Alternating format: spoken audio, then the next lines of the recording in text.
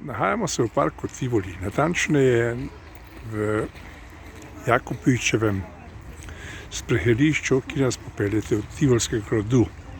No, naš namen pa je predstaviti vam na kratko 30. obletnico založbe Rokus, ki se danes imenuje Rokus Klet.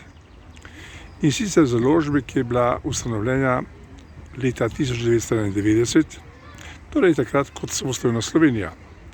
Gre tudi za eno izmed prvih zasebnih založb v Sloveniji in že prve knjižne izdaje so bile tako doma kot v svetu priznane po kakovosti, vsebini, ki je odmevala tako doma kot v svetu. No pa si poglejmo na kratko to zanimivo razstavo, ki je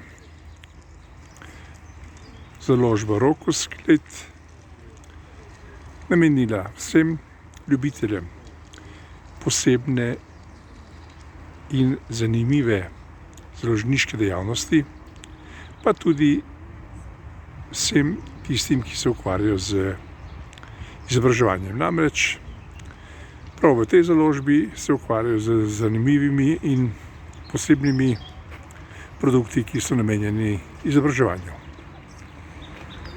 No, recimo tukaj vidite eno od panojev, ki predstavlja raziskovanje Zemlje. No, pa pojdimo naprej. Na tem panoju boste lahko spoznali digitalno predstavitev naravoslovja in biologije. No, pojdimo še naprej. Tu je zanimivo predstavljen pogled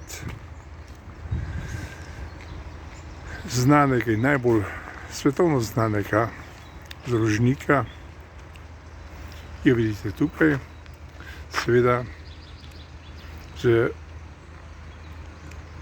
pogledom na tudi slovensko izdajo. Recimo, vidite srednjeveški nakit Ivana Kobilica, pirhi in tako dalje. Pojdimo naprej.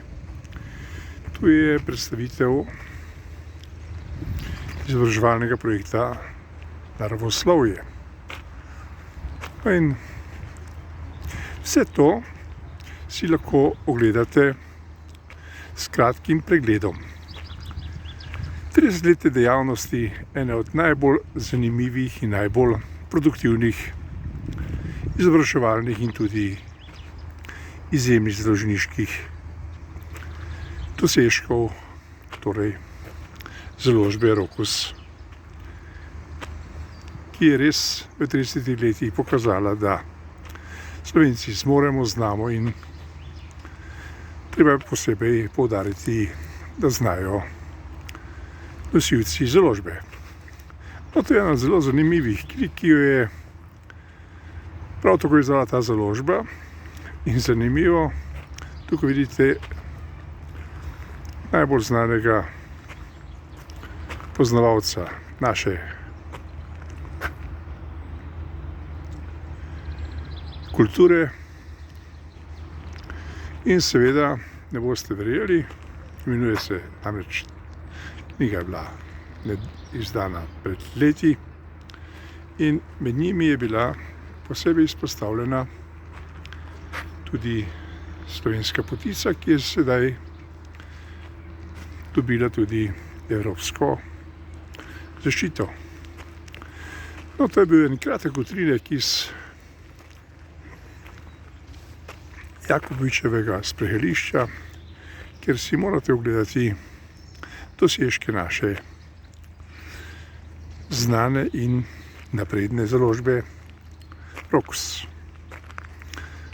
No, in na tej strani pa so zanimive fotografije, ki jih je posnel